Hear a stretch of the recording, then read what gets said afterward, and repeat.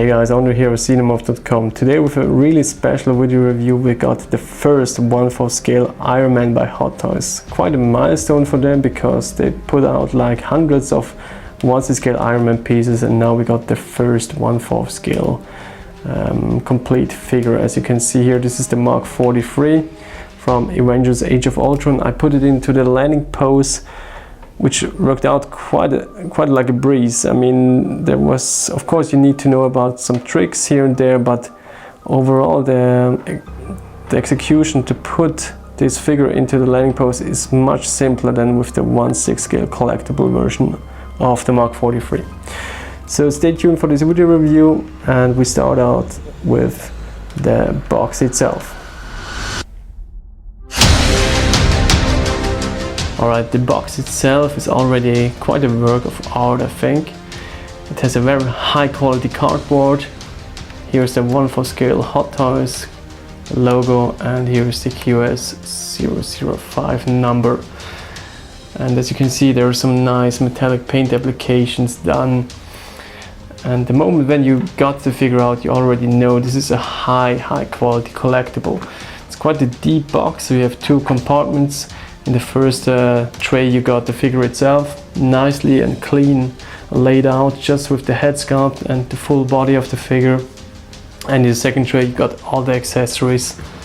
It's really appealing, I have to say. And here, of course, on the back side you have the full cast, which worked on this cool figure. Expect to pay about $700 if you want it right now from Hong Kong.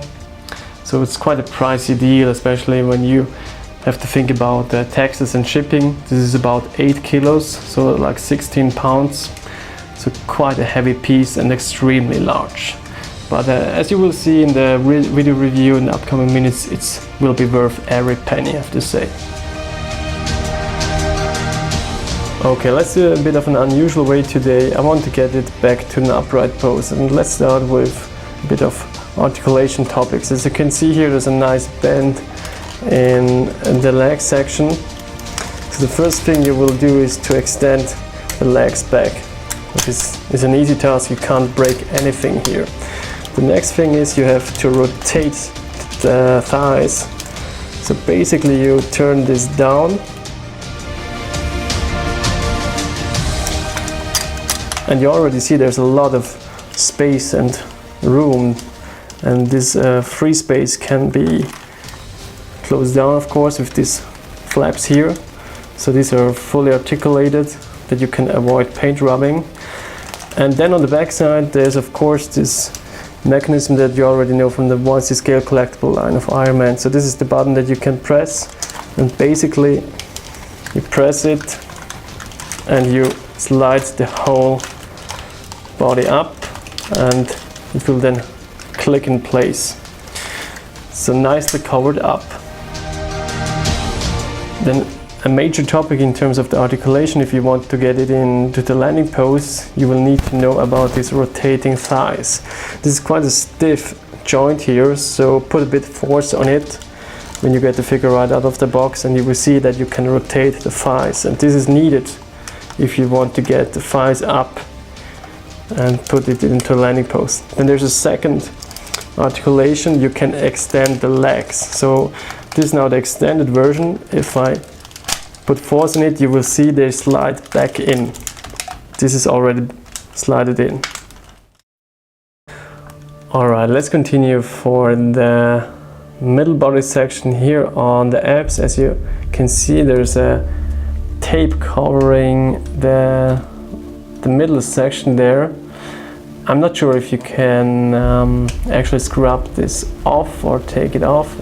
I would just leave it there, because if you slide this section back, you won't see it. So this extension ab articulation, as you know from the 1/6 collectibles, is also here on this 1/4 one, and it works amazing. You can actually rotate it like 45 degrees, and it looks really nice and clean, I have to say. Alright, let's go for the top area of the head sculpt and the arms. The arms also have some great engineering done on the articulation side. So for example, this shoulder pad is fully independently articulated. So you absolutely can cover up all the gaps just by rotating it. Watch out for this joint here. If you want to fully rotate the arms, be careful on this torso armor cover. You might take it off to fully rotate the arm. And also on the back side there's this area here, this silverish metallic one. You have to be a bit careful in terms of the paint rub danger. But other than that, the articulation on the arms is really great. You can put it into straight poses, for example for firing the rocket or the repulsors, and also here you've got like 90 degrees, so this is really cool. So as you can see here on the back side, everything is nice and tightly fit together, and you even have the possibility to slide out the whole arms about 40 degrees to give you even more flexibility. So nice feature. And I think this is all really plastic here, so the only die-cast piece I saw is actually on the knee section. I think this piece here is die-cast, probably for stability reasons. Then let's go for the head sculpt. Here's quite an effective way how to get a bit of articulation in this head sculpt. I think it's like a sliding or running ball joint, so you actually can have the normal rotation of a ball joint, but you can slide up the whole thing and slide it down. So if you want to have it like in a launching pose for a flying mode, this is absolutely possible. So this is about the max you can get out of the articulation. Okay, that's it for the articulation part. Let's continue with the accessories first. There's quite a lot with this figure. So let's do a bit of focus on the base. The base is quite a heavy piece for itself. Uses also lots of space, and as you can see here, this is the damaged or shredded Ultron Sentry. Nice paint application. It's all plastic. This is more of a rubbery plastic. This is a hard plastic. So a nice throw in, and next to the actual head sculpt, you get this separated arm. There's no interconnection with the base itself, but also here are some nice details.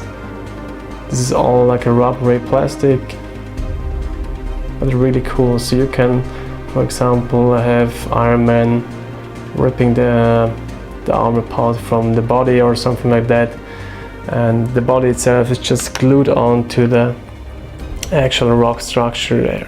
So there is no interconnection also for the head sculpt. I think this should be about the section where the arm comes in, so you can lay it flat there, and here's about the place for the head sculpt.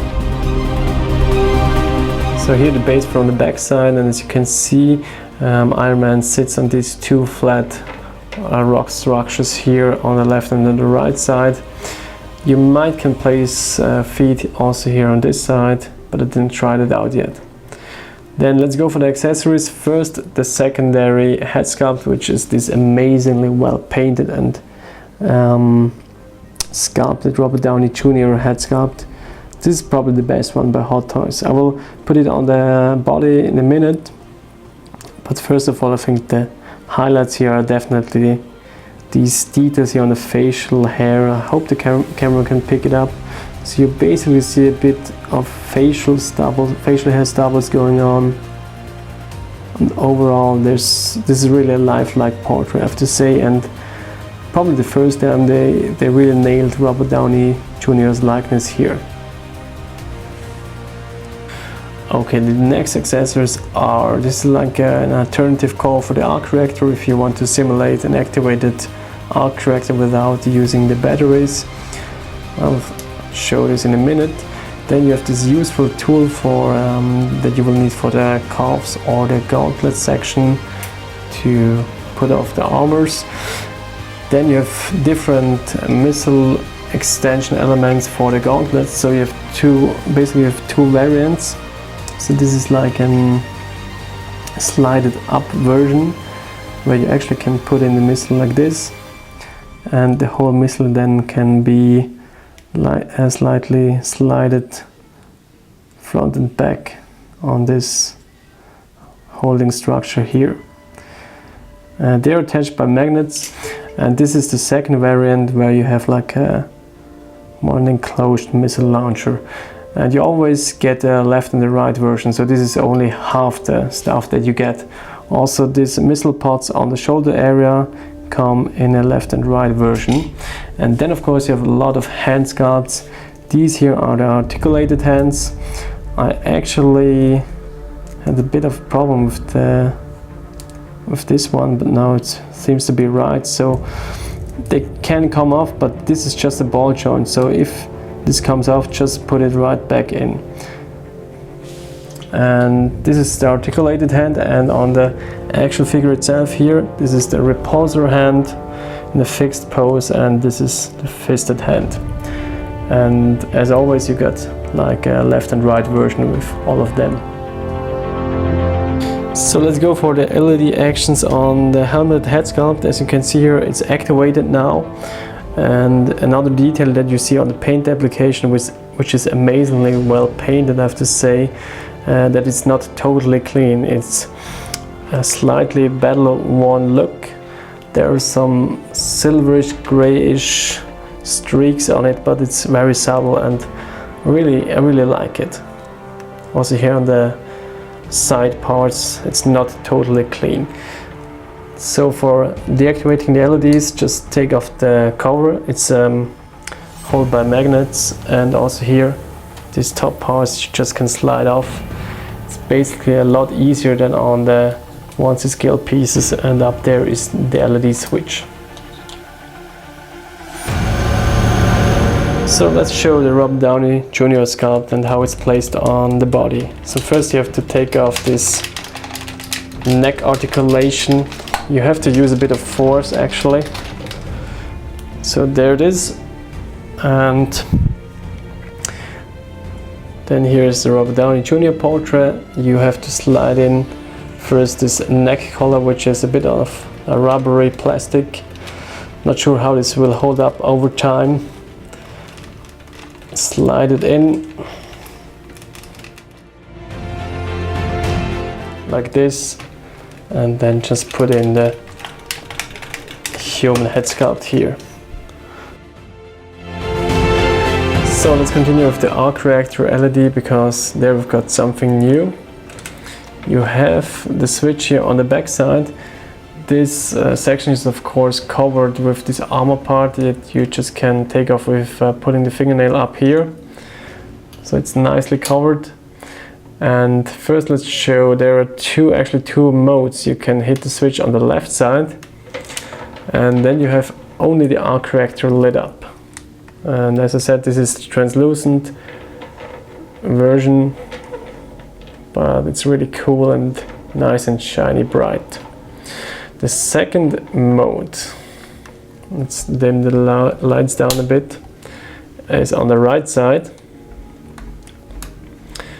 And now you will get an LED light up function here on the thrusters.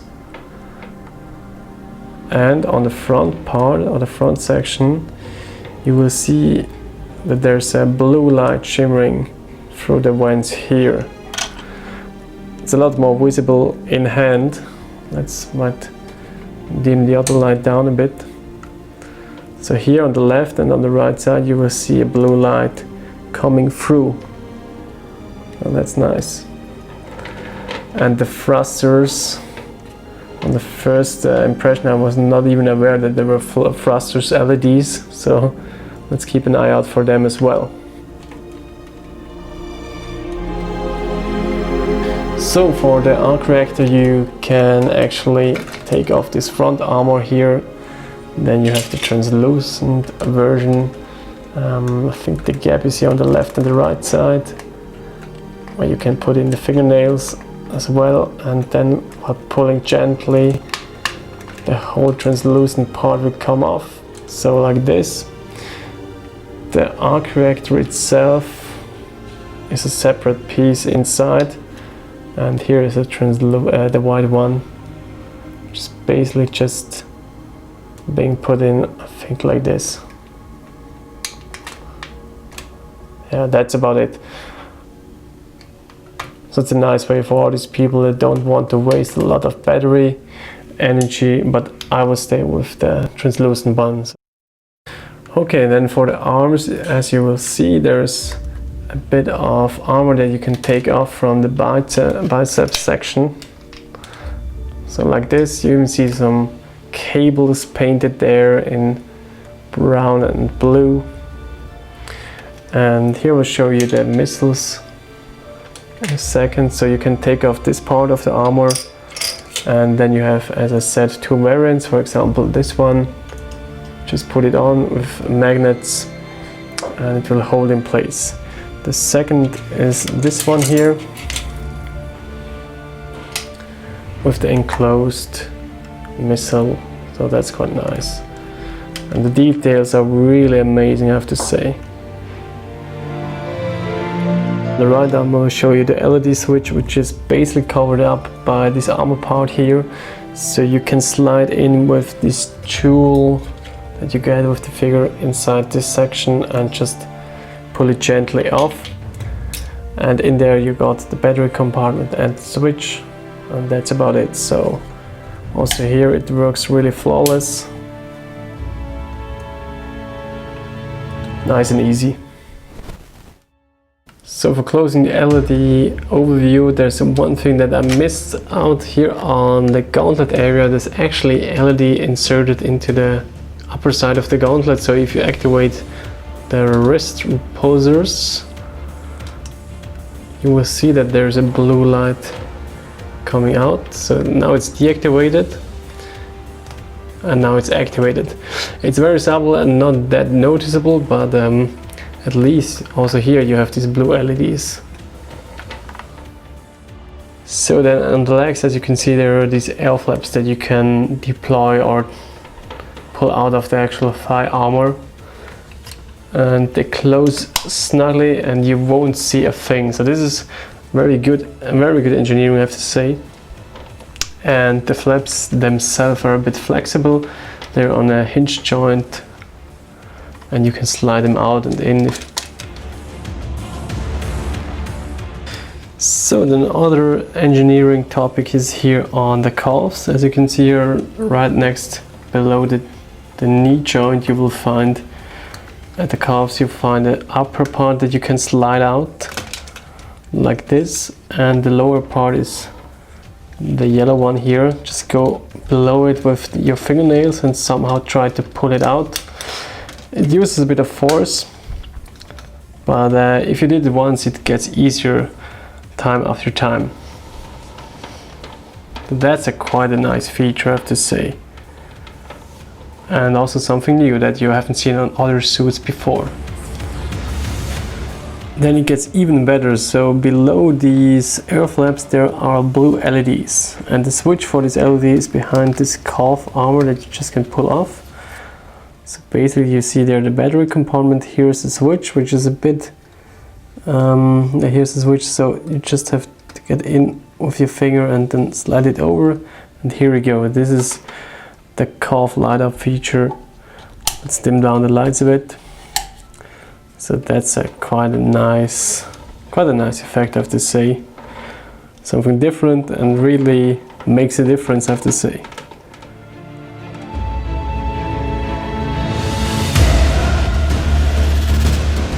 Basically the hinges are translucent, and just below the hinges the blue LEDs are placed.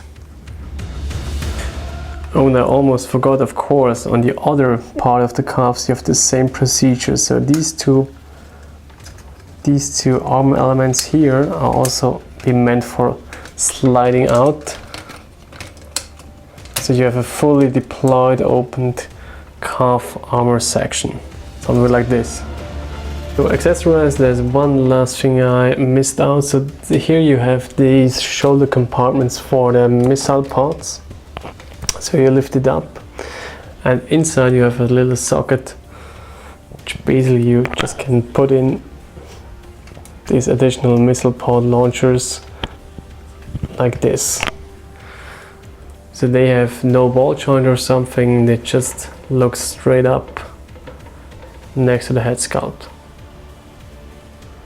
And I think they're all plastic, there's a bit of articulation in it, but that's about it. Still a bit of focus on the back side. As you can see here, these are the air flaps that you can pull out, and what I really dig is this paint scheme on the thrusters. So this is held in this bronze red metallic paint application, really nicely painted. And as you can see here, this is the LED I told you about. Alright, let's go for some comparisons. Here we've got the T800 Battle Damage by Enterbay, an amazing 1/4 scale piece, I have to say.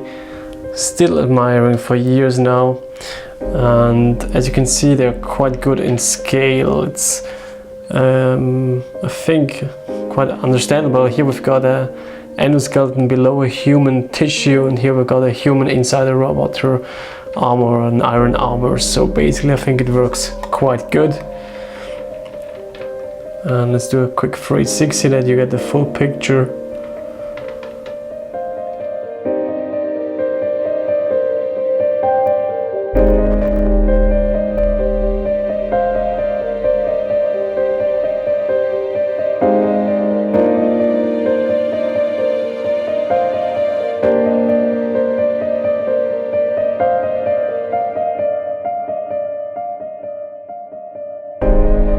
Okay, then of course we must do a comparison to the 1/6 Mark 43 from Hot Toys, here with the infected demon head sculpt. I think it was a special edition, compared to his bigger brother, the 1/4 scale. And if I would have to choose, I would take the 1/4 any day over the 1/6. Just overall, the overall impression, the proportions, the way they cover up certain gaps between the armor and the arms is a lot better solved, I think, with the 1/4 product. And of course the details are much better. But what I observed is that you actually have a bit of a paint application difference. So here you've got this flat, almost a bit dull looking paint application on the reds, where on the 1/6 you have really metallic, shiny armor paint. So this is probably the biggest difference in terms of the paint application between the two. Other than that, I really like the 1/4 a bit more than the 1/6.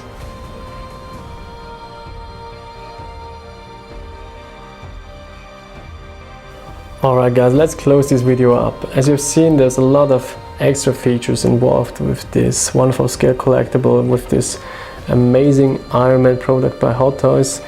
And for me, Hot Toys achieved it again. They really achieved a milestone here. They are extending their 1/6 scale experience in Iron Man engineering and put it all the quality into this 1/4 scale product, and you feel it in every inch of it. So the overall product for this $500+ collectible is really there for me as an Iron Man hardcore collector. If you're just a Marvel collector, this could be probably a nice centerpiece as well. So let's see what the future brings. I mean, they already announced some other Iron Man 1/4 scale collectible, which is the Mark 44, and probably they will extend this collectible series as well. I mean, that's their major topic, and Hot Toys really got big with Iron Man. So thanks for watching, and until next time guys, bye bye.